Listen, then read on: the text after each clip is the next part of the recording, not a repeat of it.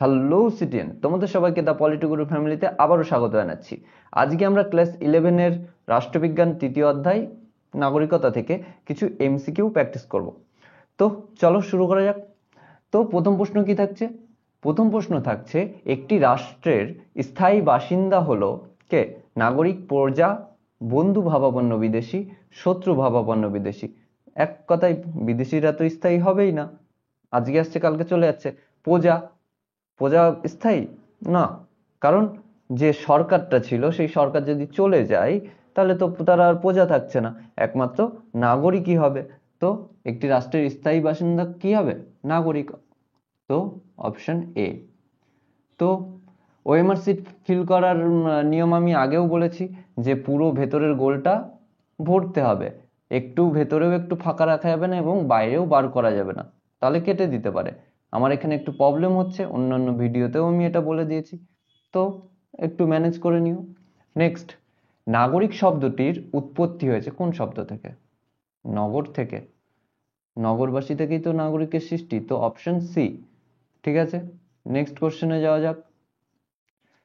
নাগরিকতার আধুনিক ধারণা গড়ে ওঠে কবে? ফরাসি বিপ্লবের পর, তাই না? Option A. নেক্সট কোশ্চেনে যাওয়া যাক। নেক্সট কোশ্চেন কি বলছে? শাসন পরিচালনায় অংশগ্রহণকারী ব্যক্তিরাই হলেন নাগরিক। নাগরিক উক্তিটি কার? কে বলেছিল? Socrates, Aristotle, Plato, Laski. কে জানো? দেখো, এটা হচ্ছে সেই প্রাচীন ধারণা, তাহলে কি হবে? Aristotle, option B. ঠিক আছে, নেক্সট কোশ্চেন। রাষ্ট্র অসাদাচরণের জন্য কাকে দেশ থেকে বহিষ্কার করে? কাকে করে? দেখো, দেশ থেকে কিন্তু নাগরিককে বহিষ্কার করতে কখনোই পারবে না, উন্মাদ দেউলিয়া কেউ নয়, একমাত্র বিদেশি যারা এখানে এসে রয়েছে, আমাদের নিয়ম কানুন মানেনি, তো তাকে রাষ্ট্র নিজের দেশে ফিরে যাওয়ার জন্য বলে দিতে পারে যে আমার দেশে আর রাখবো না। তোমাদের বইয়ে হয়তো নাগরিক পাবে, কিন্তু সেটা প্রিন্টিং মিস্টেক। ওকে, তো এখানে অপশন বি হবে সঠিক উত্তর এটা। নেক্সট, সমস্ত রকম কর্তব্য পালন এবং পূর্ণ আনুগত্য রাষ্ট্র দাবি করতে পারে কার কাছে? বিদেশির কাছে করবে না, পুরুষের কাছে করবে? তাহলে মহিলারা কি করলো?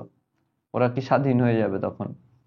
ওরা কি ছাড় পেয়ে যাবে? স্বাধীন বলতে এই নয় যে ওই যেইভাবে ধরছে যে পুরুষরা স্বাধীন, মেয়েরা স্বাধীন, সবাই স্বাধীন।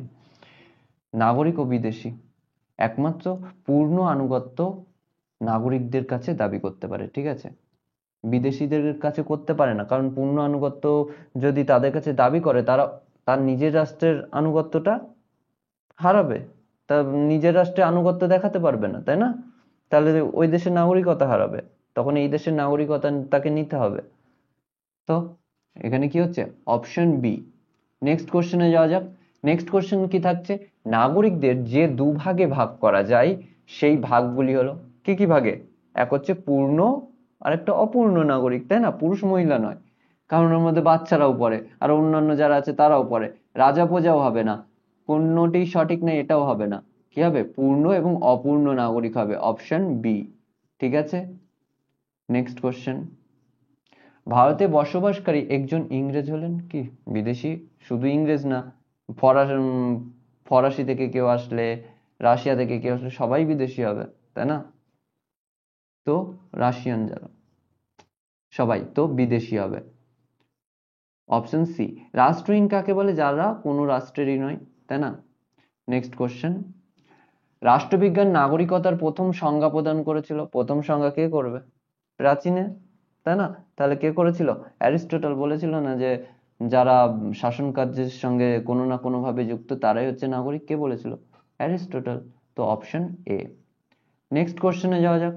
নেক্সট কোশ্চেন কি থাকছে? নাগরিক সম্পর্কে আধুনিক ধারণার অন্য একজন প্রবর্তক। আধুনিক, তবে ল্যাস কি হবে? ঠিক আছে, অপশন ডি। Next question. একটি জাতি তার যোগ্যতা অনুসারে সরকার পায়, উক্তিটি কার? কে বলেছিল জানো? Srinivas, Madanmohan, Miller, Voltaire. এদের মধ্যে সঠিক উত্তর হবে বি, ভলতেয়ার বলেছিল। ঠিক আছে, নেক্সট কোশ্চেনে যাওয়া যাক। নেক্সট কোশ্চেন কি থাকছে? কোনো ব্যক্তি স্বেচ্ছায় নিজ রাষ্ট্র, সরি এখানে রাস্তায় লেখা হয়েছে, কিন্তু ওখানে হবে রাষ্ট্রের হবে, ঠিক আছে। কোনো ব্যক্তি স্বেচ্ছায় নিজ রাষ্ট্রের নাগরিকত্ব ত্যাগ করলে তার সন্তান সন্ততি কত বছরের মধ্যে সংশ্লিষ্ট রাষ্ট্রের নাগরিকতা ফিরে পাওয়ার জন্য আবেদন করতে পারে? প্রশ্নটা কি বলছে, ধরো কেউ ভারতের নাগরিক ছিল, সেই ভারতের নাগরিক ত্যাগ করে আমেরিকার নাগরিক নিচ্ছে, এবং তার সন্তানদের মনে হয়েছে না আমরা ভারতের নাগরিকই থাকবো, তো সেই ক্ষেত্রে তার সন্তানরা পুনরায় আবেদন করতে পারে ভারতের কাছে কত বছরের মধ্যে?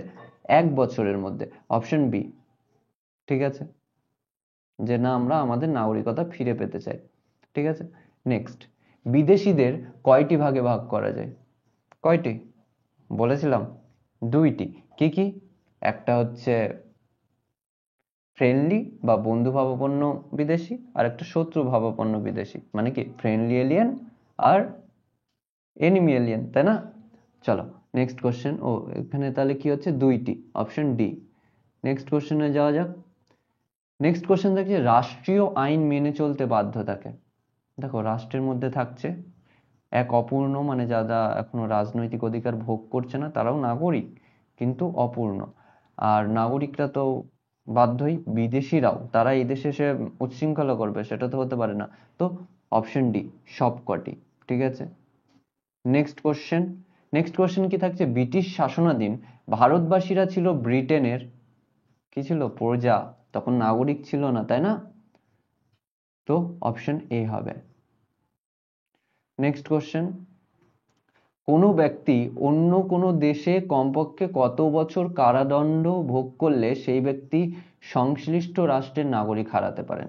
মানে ধরো ভারতীয় কেউ আমেরিকায় গিয়ে কিছু বছর জেল খেটেছে, ঠিক আছে, ফলে ভারতের নাগরিকতা হারাতে পারে কত বছর জেল খাটলে? সেটা হচ্ছে 2 বছর, অপশন বি, ঠিক আছে। নেক্সট কোশ্চেন কি থাকছে, দ্বৈত নাগরিকতা কোন দেশে প্রচলিত আছে? দ্বৈত নাগরিকতা মানে কি, স্টেটেও একটা নাগরিকতার ব্যাপার রয়েছে, আবার সেন্ট্রালেও রয়েছে, তো মার্কিন যুক্তরাষ্ট্র হবে, তাই না? আমাদের ভারতে কিন্তু এক নাগরিকত্ব। স্টেটের, তুমি ওয়েস্ট বেঙ্গলে থাকো বলে ওয়েস্ট বেঙ্গলের আলাদা নাগরিকত্ব হবে সেটা নয়, তুমি ভারতীয়, আমি ভারতীয়, এবং সবাই যারা ভারতবর্ষে বসবাস করে এবং বিভিন্ন বিশেষ করে মৌলিক অধিকারগুলো ভোগ করে তারা সবাই ভারতীয়, ঠিক আছে। তো নেক্সট কোশ্চেনে যাওয়া যাক। নাগরিকতা অর্জন করা যায় ব্যবসা সূত্রে, চাকরি সূত্রে, জন্ম অনুমোদন সূত্রে, কোনোটি নেই। কোনটি ঠিক হবে? জন্মসূত্রে ও অনুমোদনের দ্বারা। এখন তোমরা বলতে পারো দাদা আমাদের পাশের বাড়ি একজন যে অন্য দেশে গেছে, গিয়ে চাকরি করতো ওখানে, এবং ওখানে নাগরিকতা নিয়ে নিয়েছে। দেখো চাকরি করতো কিন্তু সে ওই দেশের কিছু ক্রাইটেরিয়া মেনটেন করে অনুমোদনের মাধ্যমে কি হয়েছে, ওখানে নাগরিকত্ব পেয়েছে। তুমি চাকরি করবে আর তোমার দিয়ে দেবে সেটা হতে পারে না। তো জন্মসূত্রে আর অনুমোদনের দ্বারাই হয়ে থাকে, ঠিক আছে।